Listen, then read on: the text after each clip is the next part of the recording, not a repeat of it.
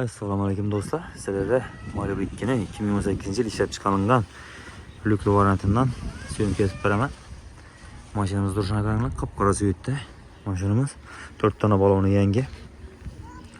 Lyukli variant aytdim. Xadolari Mers xadoy ham qilingan do'stlar buni. Polni teshkilib olaversa, muhammir, chotga yurtiribdi mashinamiz. Keyin ichini obshipkalarni yaradimizga, obshipkalar o'ta go'zal holatda yana. Qirchiqlari nelar yo'q, sidenlarına qaranglar, sidenlarni ham akkuratni turibdi. Bölünüp sınıp gitmegen. Hem biri akkuratli holatda. 96 ming probeg yuribdi do'stlar mashinamiz. Libo proverkaga teshkiltirib olaverasiz mashinani. Lyuklari, konditsioner teshkilari ishlab turibdi. Çok holatda mashinamiz. Shunday holatda do'stlar. Mashinamiz o'ta go'zal holatda.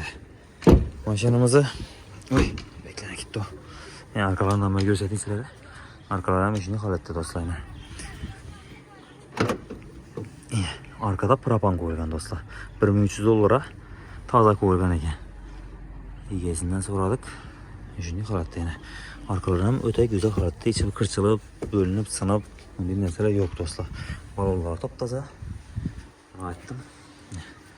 Mashinani hali polirovka urmadik bunga do'stlar, lekin bleskana qaranglar. O'ta go'zal. Azar ko'rgan mashina emas do'stlar. Ichi holatlarni qaranglar. Öte güzel maşin. Bu maşinimiz dostlar 2018 yıl 96 ming probeg yurdi. Liboy perevkaya tayyor. Probegine halal 100%. Şu ağaca kol dizmedik, bundan keyin kol dizimiz 100% halal. 2 detalında petnosu var. Gelirse üstünde sodalaşıp olasınız mümkün. Puluna geladiğimizde dostlarımın pulunu 220 milyon so'm aytamiz. Üstünde gelişip beramiz. Barter hizmetten var. Keyin bir variantan var. Telefon qilsanızlar üstünde tushuntiramiz. Shunday holatda do'stlar. Keyin buni xohlasangiz premyer ham qilib beramiz. Ustida kelishamiz. Shunga qarab turib premyer etib berishingiz ham mumkin. Shunday holatda do'stlar. Kimga qiziq bo'lsa bu mashinamiz 91 dan 984 84 83. Telefon urasizlar, podrobni tushuntiramiz hamma narsasini.